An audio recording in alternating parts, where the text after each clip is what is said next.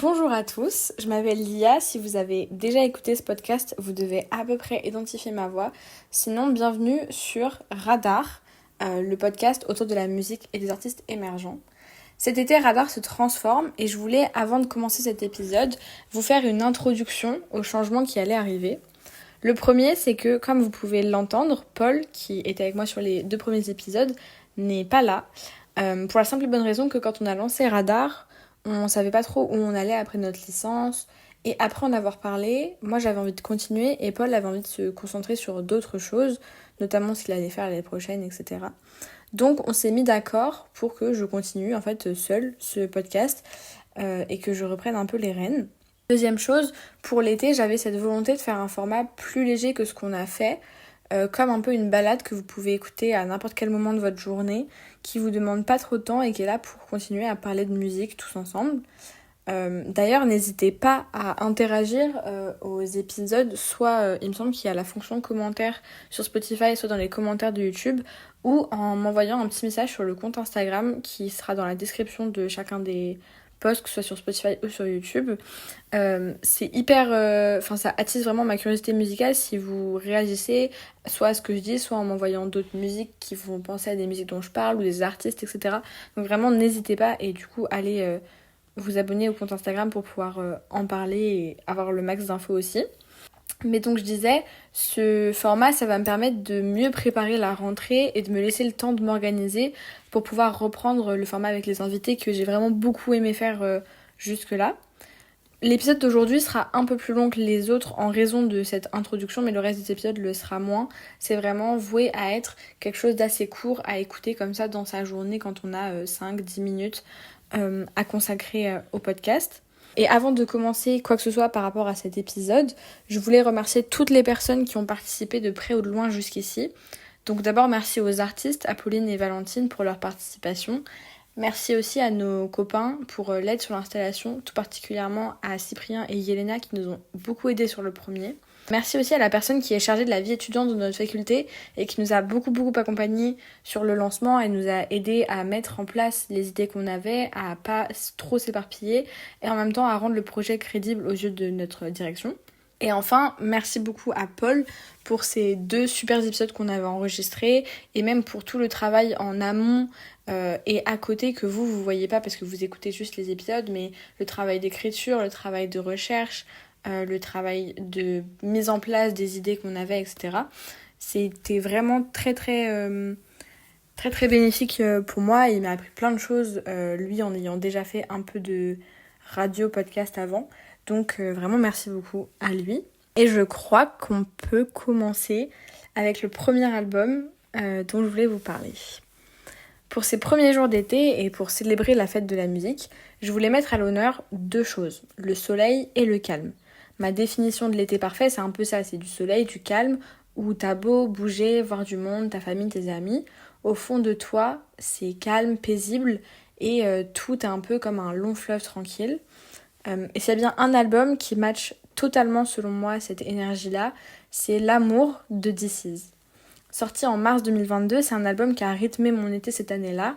Je l'avais tellement aimé que cet album, j'en parlais à tout le monde autour de moi, notamment beaucoup à une copine à moi, Margot, qui je pense se reconnaîtra. Je lui en ai tellement parlé que je crois qu'à chaque fois qu'on se voyait, en fait, il y avait une chanson de l'album qui tournait à un moment, quelque part. À l'origine, This Is, anciennement This Is La Peste, c'est un rappeur, mais sur l'amour, comme sur plusieurs autres de ses projets, il s'essaye à autre chose. Ici, c'est plus teinté pop et variété, mais il a essayé énormément de choses différentes sur ses albums pendant toute sa carrière. Le début de celui-ci est assez triste. Il y raconte la mort d'un amour, mais c'est pas n'importe quel amour qui meurt. C'est la mort d'un amour qui a donné la vie. C'est la mort d'un mariage et la naissance d'une vie sans cet amour. C'est tout recommencer à zéro. Et pour moi, on peut découper l'album en 2. D'abord, on a les 6 premiers morceaux qui commencent de Sublime à Alléluia, que lui-même décrit sur son compte Instagram comme, je cite, « une agonie sentimentale, ces derniers instants où l'amour s'éteint ». En deuxième, on a la partie qui commence à C'est le Love My Girl jusqu'à All In à peu près, qui s'apparente ici à une phase du célibat où le deuil de la relation précédente est fait, et où il explore, il rencontre des personnes sans trop savoir où il va sans trop s'engager. Et ça, il le dit dans le refrain de All In, justement. Il dit « Tu veux que je fasse un all-in, que je te donne mon cœur. Je peux pas, c'est plus possible, mais t'inquiète, je reste dans le secteur. » Et dans les lignes d'après, il justifie même cette façon d'agir par sa rupture précédente en disant « Laisse-moi, je me répare un peu d'abord. Je reviens du feu du love hardcore. » Je pense sincèrement que All In serait mon morceau préféré de l'album si son voisin n'existait pas, mais ça, on va en parler un peu après. La prod, elle est signée Lucas V. Je crois que ça se dit Lucas V et pas Lucas V, mais je ne suis pas sûre. Corrigez-moi si je me trompe. C'est léger et en général sur l'album, surtout la deuxième moitié, c'est ça que j'aime particulièrement, c'est qu'il a beau dire des choses profondes, exprimer des ressentis qui sont quand même sur un sujet assez dur qu'est un divorce finalement. Il le dit sur des instrus légères, dansantes presque. Et si je pousse la réflexion et l'interprétation, on va dire, je vois ça comme une manière de montrer qu'il a digéré l'événement, mais qu'il en parle quand même parce qu'il fait son introspection sur cet événement-là, justement. Enfin bon, après tout, j'étais pas avec lui au studio, donc on va pas tout surinterpréter, mais c'est comme ça que je le vois. Et on peut même déceler une troisième partie qui commence donc au fameux voisin d'All In, qui s'appelle Klimt Terminal 2, morceau pour lequel j'ai eu un véritable coup de cœur, mais ça on va en reparler, et qui s'arrête au titre éponyme en passant par Emoji Soleil Jaune et Rencontre en featuring avec Damso, que je pense la plupart d'entre vous connaissent. Cette ultime partie, c'est la naissance d'un nouvel amour. La rupture avec son ex-femme, en fait, c'est pas une fatalité, c'est pas une fin en soi, et il retombe amoureux à un moment dans sa vie.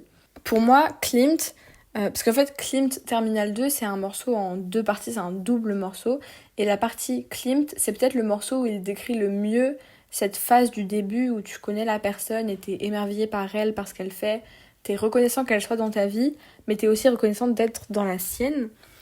Il parle avec des images, et autant ça dépend du cerveau des gens, si vous êtes imaginatif ou pas, mais sur moi, ça marche vraiment super bien. J'imagine le décor, les personnages, je suis portée par la chanson et par l'air. Il faut savoir que Klimt, c'est un morceau qui a été inspiré, enfin pas inspiré, mais qui, le nom vient d'un peintre qui s'appelle Gustav Klimt, qui a fait un tableau extrêmement connu qui s'appelle Le baiser de Klimt, dont on va reparler un peu après, mais gardez cette idée en tête avec l'ambiance un peu du morceau. En 2023, il sort 5 morceaux supplémentaires comme une réédition un peu, et très honnêtement il y a de très bonnes choses. Je pense à Dandy OG, je pense à Mode d'emploi, même Au Madeleine, mais je crois que j'ai un peu un problème avec les rééditions qui sortent X temps après l'album. Surtout quand j'ai autant aimé un album parce que j'ai déjà créé mes souvenirs avec. Et du coup, la réédition, ça me ramène un peu à zéro dans ce processus d'imagination, de visualisation de l'album. Moi, quand j'écoute un album, je l'écoute vraiment en imaginant des images avec, en faisant comme si c'était la BO d'un film. Et du coup, de rajouter des sons, de rajouter des morceaux, ça me fait revenir à zéro dans ce processus-là. Donc voilà un peu pour mon avis sur cet album, et je voulais vous le partager vraiment parce que pour moi, c'est l'album qui décrit le mieux l'été depuis qu'il est sorti. Il n'y a pas un été où je l'écoute pas. Il rythme un peu mes journées entre, même pas que l'été, entre avril et septembre, parce que je trouve que chaque morceau est hyper important et chaque morceau est là pour vraiment amener le suivant. Ça a été construit pendant longtemps, il a mis du temps avant de le sortir. Et je trouvais que c'était vraiment un album qui ouvrait très bien ce premier Radar Session finalement. Dans ce nouveau format de Radar, je voulais aussi introduire les recommandations en faisant deux choses. D'abord parler des paroles, parce que c'est vraiment le plus souvent ce sur quoi je m'arrête en musique, et en vous redirigeant vers soit un autre projet, un titre de l'artiste, soit vers un artiste qui ressemble. Pour parler des paroles, du coup, je voulais vous en citer 3. C'était dur d'en choisir que 3, mais je crois que j'ai réussi. La première, c'est dans l'introduction, Sublime. Il dit très simplement: retiens le beau, le vrai, le sublime. Et quand on connaît ce qu'il y a derrière cet album, donc le divorce, le fait qu'il y a des enfants aussi en jeu, tout ça, je trouve que c'est très sage et que c'est une bonne parole d'introduction, enfin c'est une bonne chanson d'introduction, mais c'est une bonne parole à retenir, comme oui, on n'est plus ensemble, mais on a quand même vécu une belle relation, on a mis naissance, enfin on a donné naissance à des enfants, on a créé un cocon, et donc même si des fois il y a eu du mauvais, même si ça s'est pas forcément bien terminé, après je sais pas, je suis pas dans leur couple, mais je veux dire, voilà. Et bah retenir le beau, ce qui a été vrai, c'est le plus important parce que c'est ce qui va aussi solidifier, mine de rien, la relation après post-mariage. Ensuite, dans Tue l'amour, on a peut-être ma phrase préférée de l'album, où il dit « Je t'aime, c'est réciproque, et sa réciproque est la haine ». Je trouve ça, à chaque fois que je l'entends, je trouve ça très très beau. Les mots sont extrêmement importants, et là, dans ce cadre-là, dans l'album, je trouve que ça passe hyper bien. Le fait que ce soit un morceau où il parle un peu des mauvaises habitudes qui sont venues tuer le couple, tu commences à voir les défauts de l'autre, et ils ne te plaisent pas, alors que si l'amour était fait pour durer, les défauts de l'autre te plaisent. Enfin, c'est plein de choses comme ça. Et le fait que du coup, cette lyrics-là arrive à ce moment-là, je trouve que c'est très très fin et très bien amené. Et enfin, je finis sur une des paroles de Klimt, donc, qui décrit une ambiance à mes yeux presque parfaite. Il dit « Et l'été, comme dans ce tableau de Klimt, sur nos épaules nous entoure de lumière. Je t'embrasse comme dans ce tableau de Klimt, sur le bord de mer. » Parce que du coup, tout à l'heure, je vous parlais du tableau de Gustav Klimt. Sur ce tableau, c'est deux personnes en train de s'enlacer avec comme autour un voile d'or, de soleil, de lumière qui les entoure et qui les isole un peu du monde. Si on devait l'interpréter, ce serait un peu comme ça, à mon sens. Je trouve ça très très beau, et c'est pour ça que je dis que ça décrit extrêmement bien cette ambiance-là.